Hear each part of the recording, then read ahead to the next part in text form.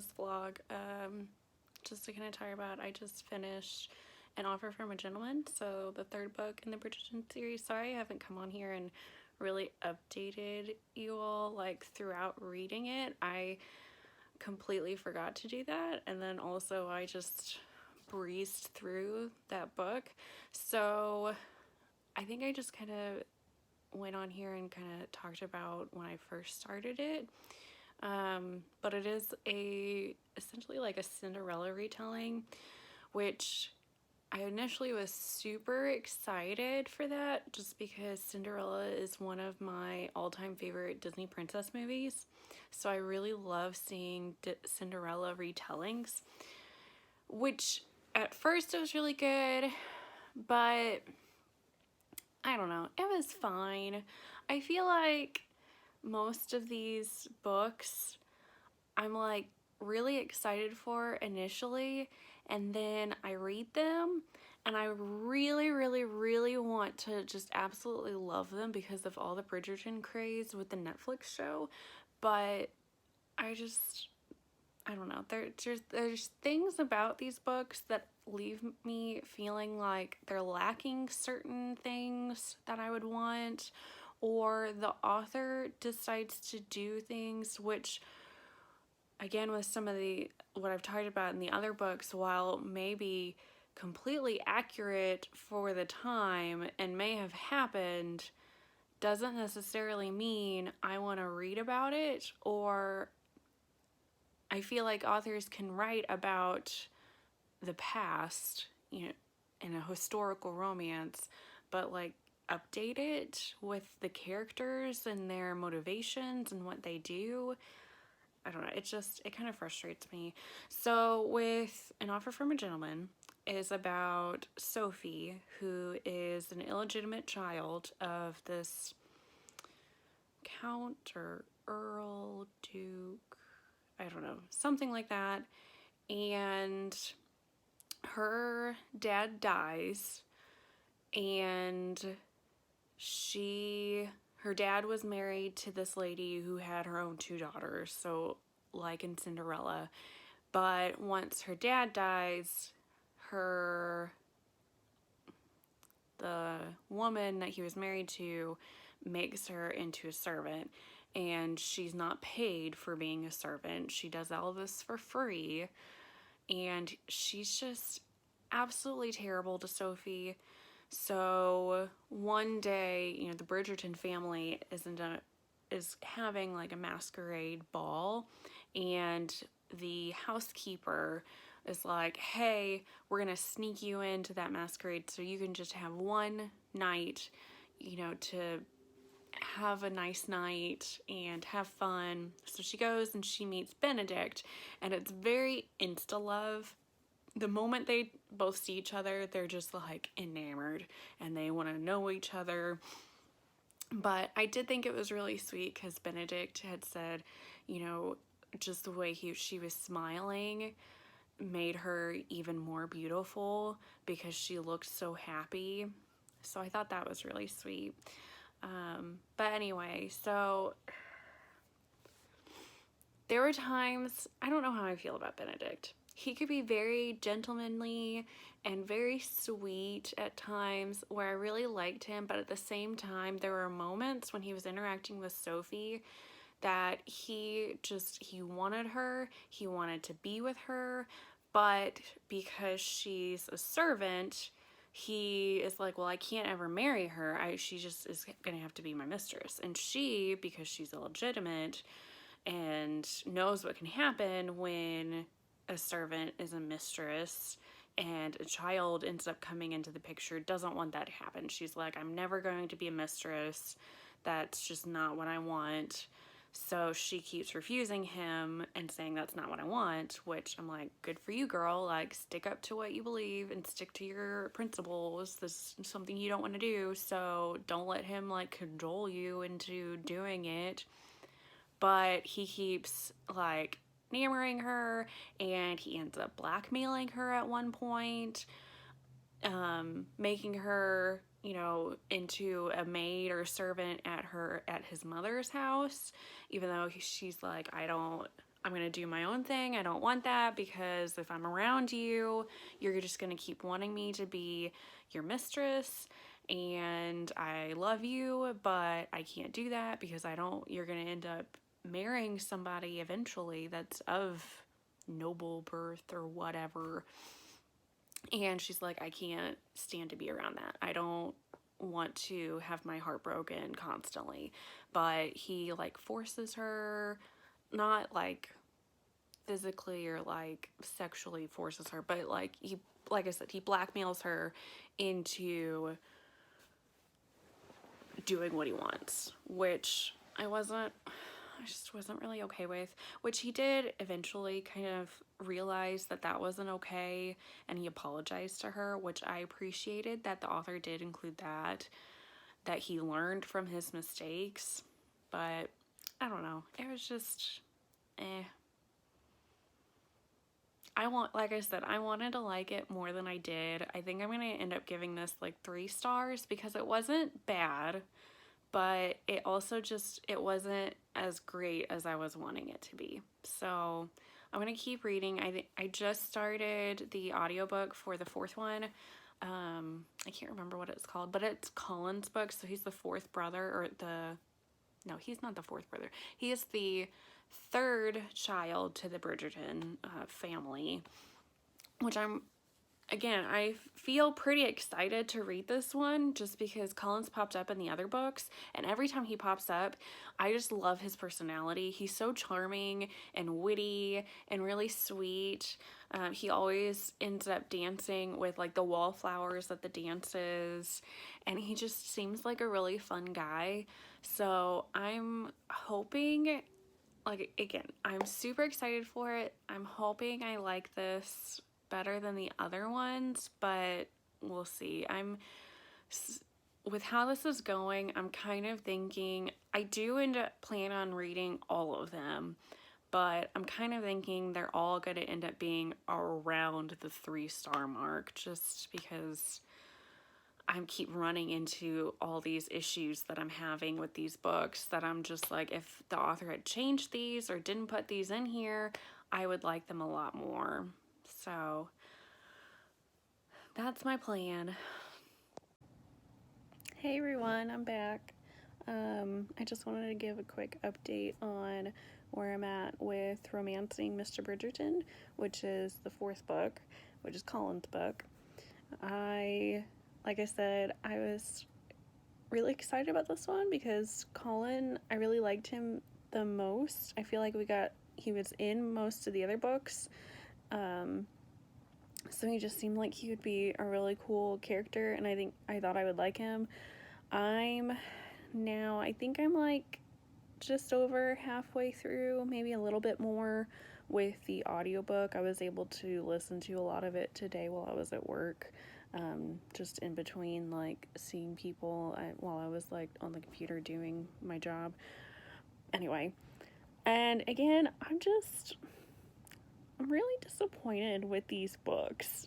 I really want to like them a lot more than I do, but they're just kind of especially with this one. I was so excited for Colin, but then with Julia Quinn, how now she's writing his story, he's like turning out to be very like just way too similar to all of her other men in the other books. He just reminds me too much of his other 2 brothers, and there's not as much new about him, especially because he's not as charming and funny as he's perceived to be in the other books. It's his romance with Penelope, who's his friend, and he's been getting like very angry with her, and he's very like, I'm right, you're wrong, and it's just very annoying to me. And I wish he wouldn't do that, but it's how most of the other men characters that she has done, the main characters anyway, that she's done, and I just don't care for them. I mean, I like them, it's just, they're kind of annoying, and they're not the greatest, I don't think. But I do really like her female characters that I've read, because this one's about Penelope, and she seems awesome. She reminds me a lot of, like, I would think myself if I were like a character in this kind of series, because she is considered a wallflower and nobody really pays attention to her, and she's just kind of off by herself. So it's her now. She's like a spinster because she hasn't gotten married, and she's kind of just resigned herself to that, but she's starting to feel more comfortable with herself and starting to like speak her mind to people. And I like how she's growing as a person in this book. I also really like, there's this one old lady character, Lady Danbury, and nobody really like everybody's afraid of her because she just like charges in everywhere with her cane and speaks her mind and doesn't care what anybody thinks, and she's just like, I'm just gonna tell it how it is, and that's that. And I think she's great because she also takes a she likes Penelope, and because Penelope reminds her of herself when she was that age, and she's just like kind of like rooting for her, like, hey, you're great, I'm here for you, kind of thing. And I do like, so Penelope is best friends with Eloise, who is another Bridgerton, and I like her friendship with them. I don't know, overall through this series, I feel like the Bridgerton like family overall is a really great family, and I like that, and I like their dynamics together. And then it seems like every other family that's featured just like pales in comparison. All these other families that these people come from are just crap. Like Penelope's family is terrible because her mother's awful. I mean, I think she means well, not as awful as in the third book with Sophie's like sort of stepmother to her children, whatnot. But yeah, Penelope's mother is terrible and thinks that,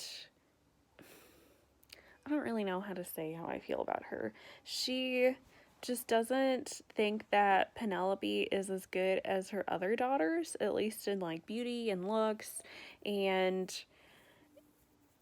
doesn't think, like, she's trying to push her youngest daughter on Colin now to try to get married to him, whereas Penelope's like, hey, you know, what about me?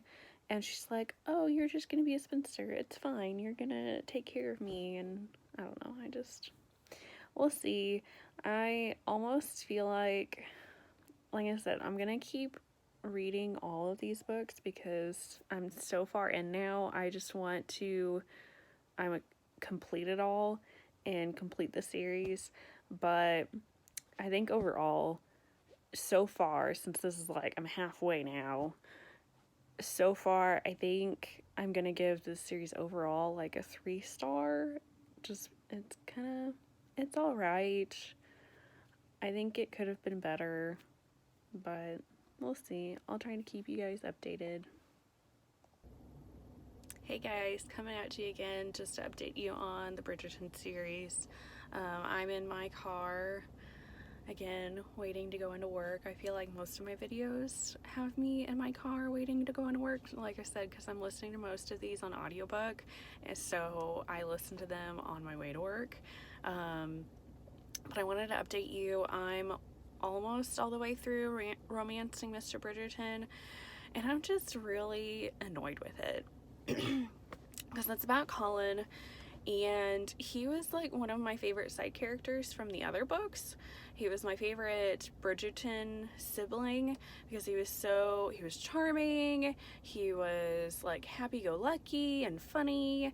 But in this, he's very angry and selfish and jealous, and I'm irritated with him. So it's like a friends to lovers kind of story. He gets together with Penelope Featherington, and they've been friends for like years, and he you know, his mother wanted him to marry her, but he was like, I'm not gonna get married. I don't want to get married. But he's just annoying to me because he feels like he doesn't have a purpose and he has nothing to do, and he wants like a purpose. He wants something to do. He wants a legacy. He wants to be known for something other than just being this charming guy. And he is telling Penelope has this thing that is all of her own and can make her like somewhat successful, but Colin is all like adamant that she can't do it, that she shouldn't do it, and it's mostly just because he's jealous of her because she has something that's successful and he doesn't, but he's being kind of a jerk about it. And he's telling her, you know, telling her what she can and can't do, and I'm just like, no, I'm not okay with that. And I don't know, he's annoying me. And she keeps telling him, well, if you want a purpose, you want something to do, then like do something. You're just kind of like twiddling your thumbs, like whining, you know, do something. He's like, oh, it's not that easy. And she's like, yeah, it really is. Like, come on, dude. Like, it's just, I don't know. Overall, the romance is like pretty cute. I'm just disappointed. I thought that I would like this one a lot better. Honestly, at this point, so after this, I'll be halfway through the Bridgerton series, because this will be number 4. Or no, is this number 5? I don't remember. But at this point, if I was reading this just on my own, not for this vlog, I probably would stop reading it and I wouldn't continue with the series. I have a habit of doing that with a lot of series where I don't continue with them just because I get bored with them, or, you know, with this, I'm kind of with it, and I would normally like move on to something else and try to find something that I would like better. Like I said, I have a habit of doing that with a series. I notoriously don't finish series, just because there's so much other books that I want to read.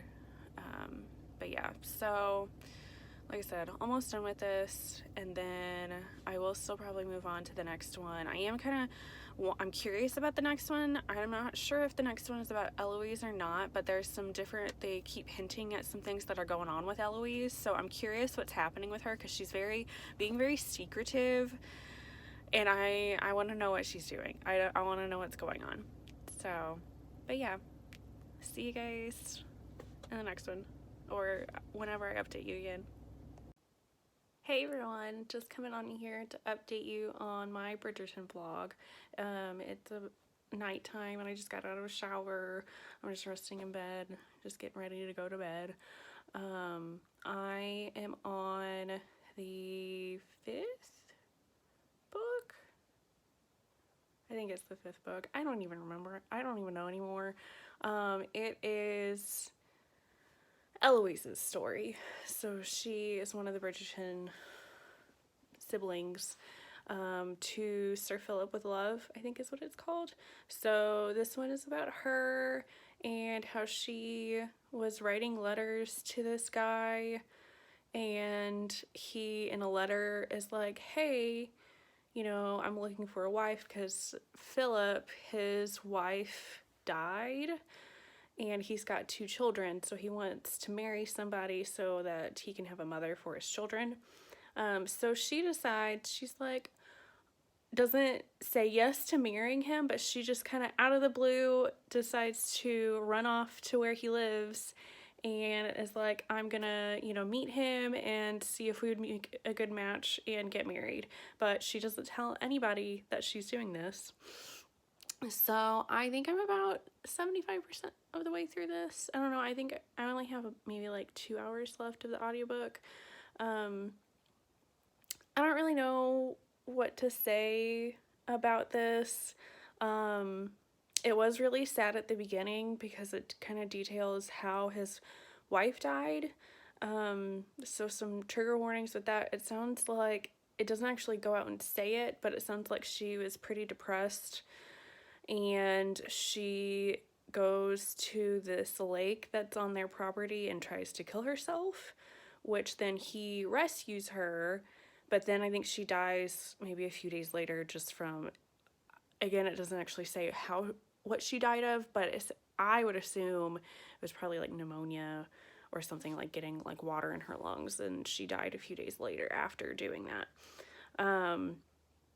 So that was like really sad and kind of traumatic, although it wasn't like super great detail with that. But yeah, I don't really know what to say. I'm kind of meh with this. I just feel like all of my opinions now with these books are pretty much the same for all of them that I'm reading. They, like, the reasons why I like them are still the same, and the reasons why I don't like them are still the same. So I'm kind of in between on how I feel about them. At this point, I almost feel like, and again, I do want to clarify and just kind of say here that I'm really sorry if this vlog sucks. I was hoping I would like these books so much better, and this would just be the best vlog ever, and I can just rant about how much they're great and you should all read them, and that's not really the case. So I don't really know. I am still going to finish this series. I don't know how long it's going to take me to finish them because I'm doing them on audiobook, and like I said, I usually only listen to audiobook when I'm like driving to and from work, or if I have a little bit of spare time here and there, I might listen to it. But I don't even know if I'll really update you too much on the last few books unless something like really big happens and I have a really strong opinion about something and I want to just come on here and let you all know. But otherwise, I'll probably just end this at the end with like my overall thoughts of the series and give like an overall review and opinion and let you know if I think you should check it out, which so far I'm kind of but yeah, so see ya whenever I make another video and update you all. Hey guys, what's up? So I said I wasn't gonna. My hair just looks atrocious. Sorry, my daughter just loves hair, and she likes just like sticking her hands up in my hair and like pulling it for whatever reason. So sorry my hair looks ridiculous, but so I said I wasn't gonna come back on here and update you all about the Bridgerton series just because everything was just kind of meh and I didn't have anything new to add. But I just finished When He Was Wicked, which is Francesca's story, and oh my gosh, you guys, it was so good. I don't think I have anything bad to say about this, surprisingly. All the other books, there's so many things that I was kind of and I didn't really care for them, but this one was so good. I loved it so much, and I'm like in tears over the ending. It was just so perfect and sweet. But it's about Francesca and the hero Michael has been in love with her since he first saw her, but when he first saw her, it was at her engagement party to his cousin, and she ends up getting married to his cousin. So it's kind of at first like an unrequited love. I'm sorry, I can't say things sometimes. But then Francesca's husband dies, and then Michael, who's the hero, ends up having to take over his, he's not a duke, it was like he's like a count or an earl, something like that, ends up taking over that title. And so a lot of the story is about both of their like grief and how they're battling through, you know, the death of this guy and how much they miss him. But then once they start having a relationship together, then they also both are trying to battle like their guilt over it, their guilt for, you know, being attracted to this other person. It was so good. I loved it so much. I felt like Francesca was a little bit different than some of the previous heroines that we've had. Not like, that's one thing that I don't really care about this series, is that overall all of the characters are just way too similar, and like their whole like essence, it's just, they're so similar. But I don't know, these characters felt a little bit different. I don't know, I really like their story. I think this, we'll see. I've got 2 more left, so I still have Hyacinth's story and Gregory's story, so just 2 more left. So we'll see how I like those, but so far I think this one's probably my favorite out of all of the books. So yeah, we'll see if I check in again.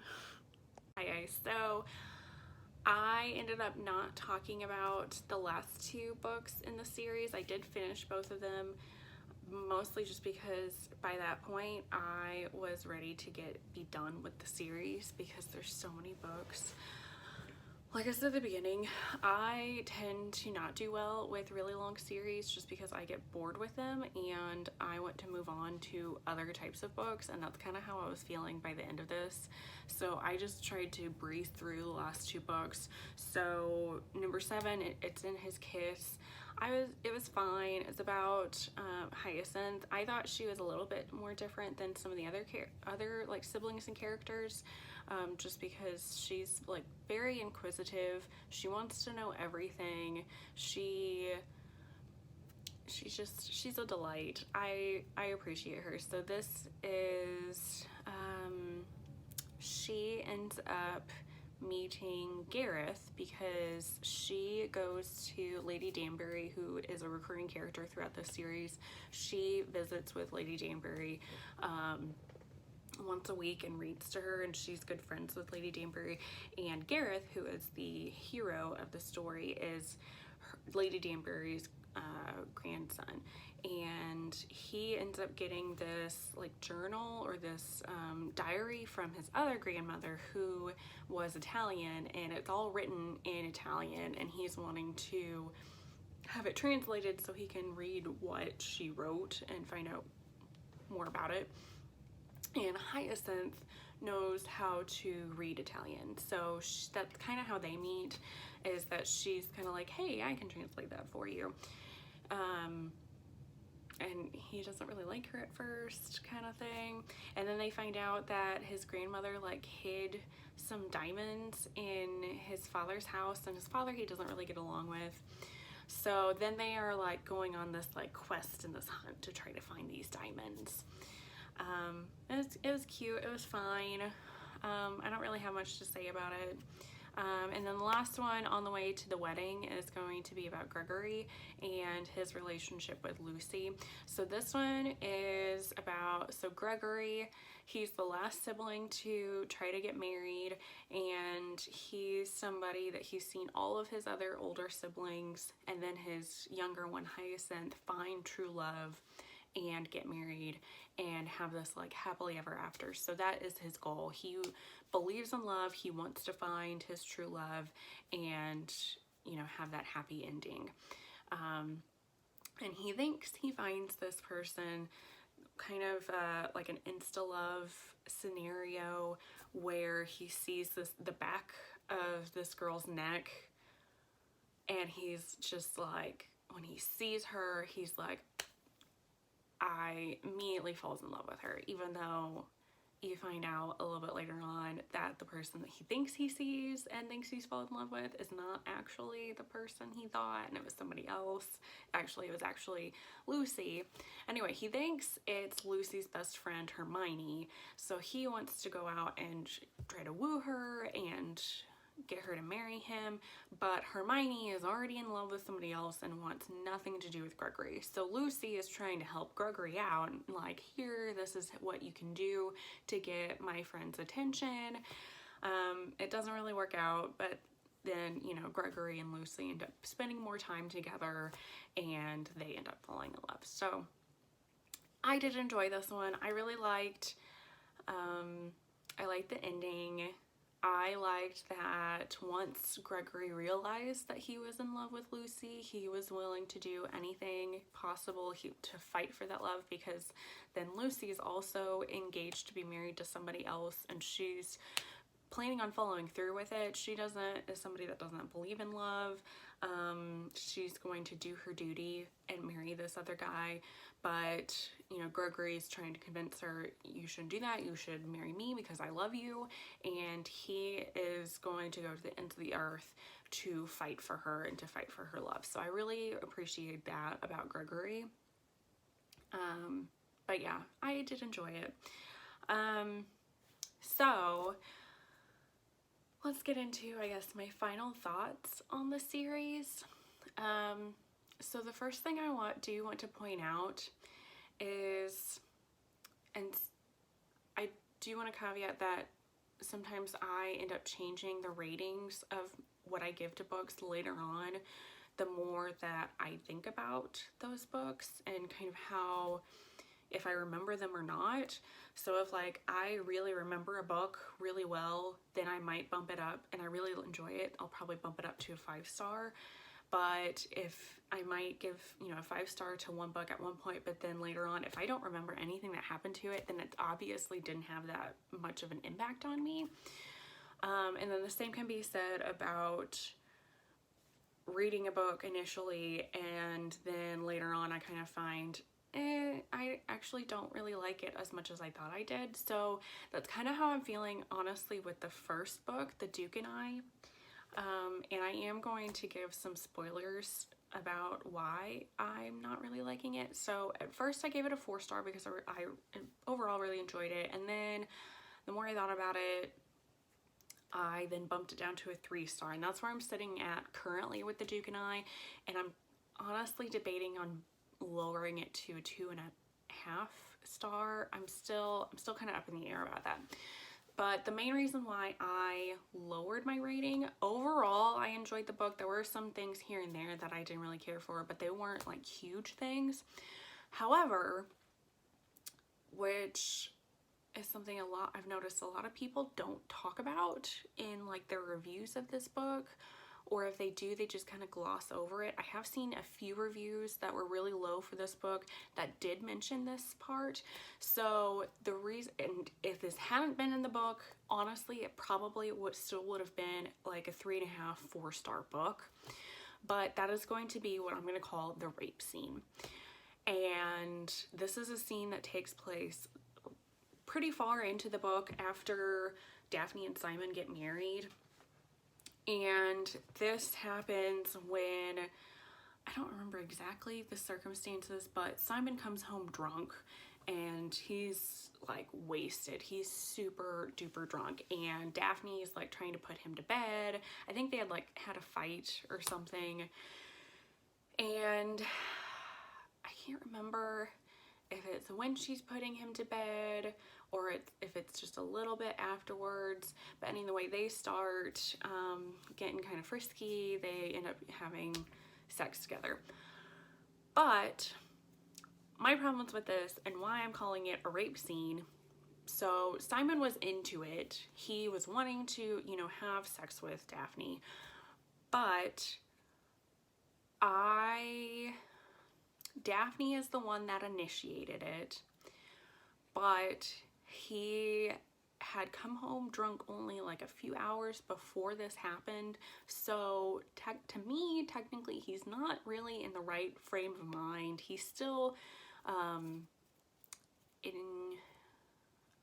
I'm terrible at like saying words. I can read them, but like saying them out loud, like inebriated, and I'll like put down like the words that I'm trying to say. Anyway, so, but overall, when they're doing it, he's into it. That's fine. Whatever. Okay. However, then Simon throughout this whole book is saying he doesn't want to have children. Anytime they have sex, he does like the pull-out method, so that they don't end up having children. However, at this point, since Daphne is the one initiating it, she, at the time that, you know, where you might get pregnant, she stays on him and doesn't let him pull out. And this I'm not okay with. I don't agree with that. I don't know why the author had to put this in the book. You know, just because Simon is into what they're doing doesn't mean he's okay with the end part. And he wasn't okay with that after the fact that it happened. He's furious with Daphne and yells at her, and then she's like crying, and I'm like, he has every right to be mad with you, because that's just not okay at all. You know, he has a right to, anybody in a sexual situation has a right to say no, even in the middle of the act, to say no to something that's happening. And he was not okay with that, but she did it anyway, and I'm not okay with that. So, like I said, if that had not been in the book, overall, I really would have liked this, and I probably would have given it a higher rating. But because it was in there, I was just like, why? Why would you do that? Why? Another thing that I didn't really like, in An Offer from a Gentleman, I ended up giving that 3 stars, and I probably would have given it 4 stars had Benedict not been a jerk and blackmailed the heroine, which again, I'm not okay with. I don't agree that he did that, and I don't think that's cool. And then the other one that I didn't really care for, Romancing Mr Bridgeton, which is the 4th one, I did give this 2.5 stars. I may give it 3, because I think my problem with it was more of like a me problem than necessarily the book itself, was just because it's Colin's story, and throughout the other books, like, he was the one that I was most looking forward to reading his story, and I was just so disappointed in it. So I think that's really a big thing about why I gave it such a low rating. And I just didn't really care for how he treated Penelope in certain situations, because she has the thing that's totally separate from the whole act of all of these heroines who are just needing to find a husband. She actually is pretty successful in what she's been doing, and he is jealous of her and tells her that she can't do that. And like, part of it I can understand his reasoning, because it could be really scandalous if it came out that it was her that's doing this, you know, this situation that's making her pretty successful, and nobody knows it's her. But at the same time, I'm like, I don't think that's okay that he's trying to dictate everything that she does, and he's telling her she can't do this. And he kind of realizes a lot of it's because he's just jealous of her. He wants to have a success of his own. And I'm just like, that's not okay, dude. Not okay. But anyway, so now that I've kind of given you some extra thoughts about them, overall, I'd probably give like the series overall like a 3-star. It's not the best. It's not the worst. You know, if you'd be interested in reading it, I think that would be fine. But if you're kind of on the fence and you're not really sure, honestly, you could probably skip it, and it's not going to be the end of the world if you don't ever read this. I would think the best books in this series, probably my absolute favorite book in this series was When He Was Wicked. So this was Francesca's book. And I really enjoyed it because it didn't really, like Francesca, we didn't get really anything else from her in any of the other books except her own book. And the same for Gregory. He doesn't really pop up in any of the other books except for maybe like in passing, or they mention him here and there. But otherwise, those two, we only really get anything from them in their specific books. And the Francesca's book, I really had nothing bad about it. I really liked that the author dealt more, it was a little bit more emotional, and it was a little bit more heavier than some of the other ones, just because it dealt more with some heavier topics. You know, Francesca, her husband dies really young, unexpectedly, and it's like a friends to lovers story with her friend who happened to be his cousin, and they're kind of just their grieving process of how they're dealing with his death. And then, you know, Michael, who is his cousin, had loved Francesca forever, but she's in love with his cousin, and he wants, you know, her to be happy, even if that means that he can't ever be with her. And then when they start developing romance and she starts developing romantic feelings for him, they start having a sexual relationship. They're, you know, battling their feelings for each other because of this death, and they're battling their guilt over it. So I just thought there was a lot more depth to the story in this one, and I really loved it overall. I love having a hero that absolutely unabashedly is in love with the heroine of the story. So I really enjoyed that one. That's probably, I would say that's number one. That was my favorite. The other two that I really liked, probably like my next favorites of the series, are going to be The Viscount Who Loved Me, so Antony's story. I at first didn't really care for it, but then overall, now that I'm thinking more on it, I really liked Antony for the most part as a character. That one is like more of a enemies to lovers. They don't really like each other, but I really liked Kate as a heroine. I liked that she didn't put up with Antony's crap and called him out on his BS. And I liked how Antony, you know, he kind of finds himself as almost like a father figure to all of his younger siblings since their father died, and he wants to take care of, you know, all of his siblings. He loves his siblings. So I really enjoyed that one. And then the other one is going to be On the Way to the Wedding, so the last one in this series, and kind of the same reasons that I already kind of went through when I was kind of talking about that one. The worst books in this series, the ones that I didn't care for the most, or didn't care for, my least favorites, are going to be kind of what I already said. So Romancing Mr. Bridgerton, I'm not going to go into more why I didn't really like that one, and then The Duke and I. So yeah, again, why I'm giving the series overall like a 3-star. So the good things about this series, you know, the pros, a lot of times I try to make like a pros and cons list when I'm forming out my thoughts on things. So the pros of this story really is going to be the family overall. They're probably the best thing about this series. You know, the Bridgertons, I loved their dynamic with each other, with, you know, the siblings with each other. I love their dynamic with their mother. Their mother is truly like a great mother, and she loves all her children and just wants the best for them. Which she is, you know, trying to diligently marry all of them off, because, you know, that's kind of, in that time, that's what's best for all of them.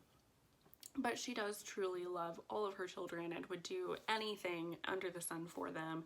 And the same goes for all the siblings for each other. So they're honestly one of the best families I've read about in books.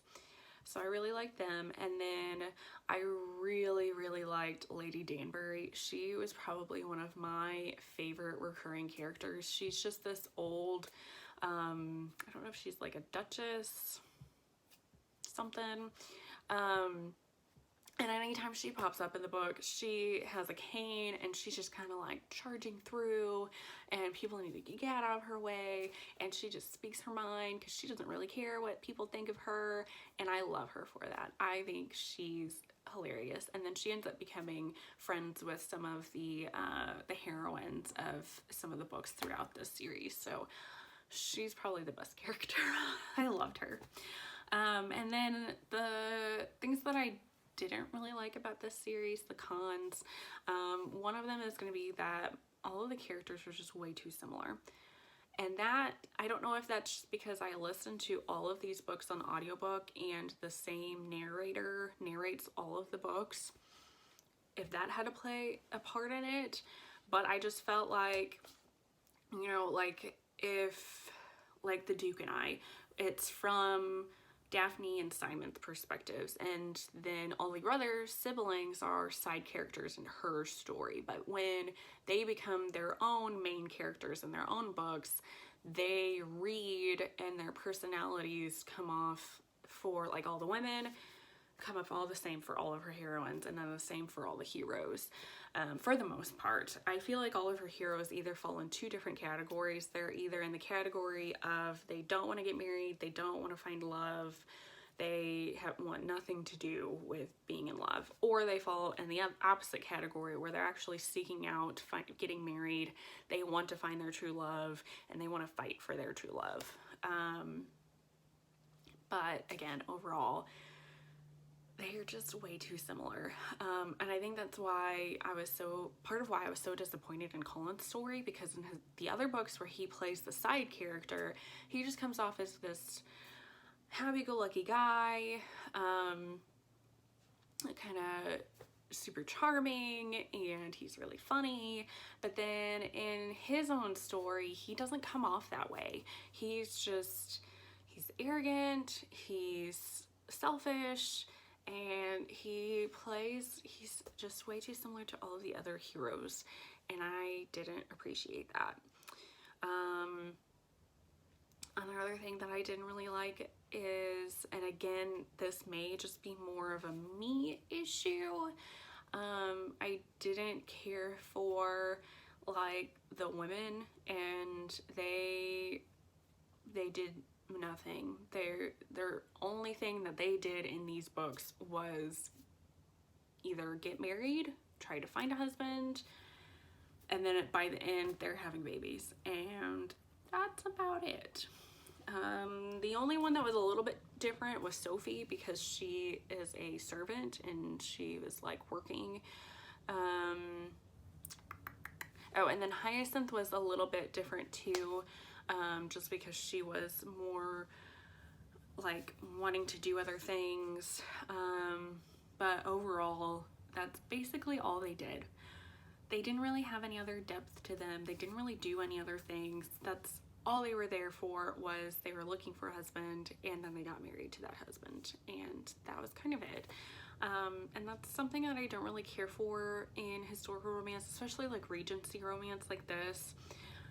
I understand that's pretty much what happened to this class of women. That's all they really did, but I don't really feel like you necessarily have to write like that, and I don't think you necessarily have to write your heroines to be like that. I have read other Regency romance, historical romances, where the heroines did other things. Even like in The Wallflower Wager by Tessa Dare, she is in like the aristocracy. She does have a title, and she is kind of just sitting around at home, but she has other purpose to her. She rescues all these animals and cares for them, and she has more depth to their character than what I think Julia Quinn did with her characters in this series. So I am kind of disappointed in that aspect.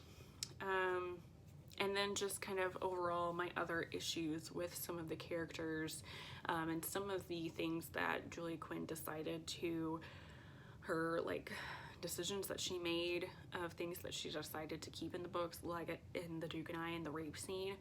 I think she could have left that out, and you know, it didn't really have much of an impact on the plot. It didn't really need to be there, and I don't appreciate her having that in the book. You know, the same with, you know, Benedict and some of the things, how she wrote the characters, and some of the things that she had them do, I just didn't appreciate, and I think could have been either written better or could have just been left out altogether, and it would have made the series so much better. Yeah, so pretty long-winded. This is probably gonna be a really long video and I'm sorry about that, but that's kind of my review overall of the series. Like, I probably will watch the Netflix show just because I'm really interested in it, and I'm really hoping that some of the issues that I had with the book series aren't in the show. I do have some issues already just watching the previews. Like, I don't really care for Daphne, who they picked to play her, or even if, you know, having her play it, I don't care for that she's like this blondish red hair, when in the show all of the siblings look like exactly alike. They all have chestnut colored hair and they all look very similar, which I know you can't really find actors necessarily that, you know, look like they're siblings, but they could have at least dyed her hair to be chestnut brown, and then I wouldn't really have an issue with her. But normally I wouldn't have, you know, throw so much fuss about that, but it is mentioned in literally every book in this series. There's an 8-book series and it's mentioned in every single one that all of the Bridgerton siblings, you can always figure out who they are because of their chestnut hair and how they look so similar. So the fact that they didn't, and most of the other actors that I saw for this, for the Netflix show, they have that colored hair and they look pretty similar. So I have no idea why they chose with Daphne to make her look a little bit different. So I didn't really care for that. And then they've announced who Kate is going to be in the 2nd season, and I have issues with her only because the actress that they chose looks gorgeous, and Kate is supposed to be somebody that is like a wallflower, that she's overlooked, that people don't think she looks very pretty. And she's supposed to be overlooked by her younger sister, who is much prettier than her. So that's the only reason I have issue with who they picked for the actress they picked to play Kate, just because she's absolutely gorgeous. So I don't really understand, like, are they going to make her not look gorgeous, or are they going to try to find an actress that's even more gorgeous than she is to be her sister, which I don't know how they can do that, because like I said, she's like absolutely stunning. Overall though, just from like the previews, those are my only 2 issues. We'll kind of see. I don't know how long it's going to take me to watch the show, just because I don't really watch stuff that often. If I do, it's more like a YouTube video here and there, because otherwise I'm mostly reading is what I'm doing in my free time. But yeah, I'm hoping I like the show maybe a little bit better than how I enjoyed the books. I don't really know if I'm going to read any more Julia Quinn books either. For now, I'm kind of done with Julia Quinn. You know, it was fine, but I would rather try to seek out authors that I think I might be more willing to give like 4 or 5 stars to, than where I feel like with her I'm probably going to end up continuing to give 3 stars ish to her books if I keep reading them, but we'll see. So there you go, guys. So thanks for joining me on this very long-winded and very long video about the Bridgerton series, but I hope it kind of helps you all out if you've been kind of thinking about reading any of the books in the series, or just reading the series overall. But yeah, so thanks for joining me, and I hope to see you all in the next video. Thanks, guys.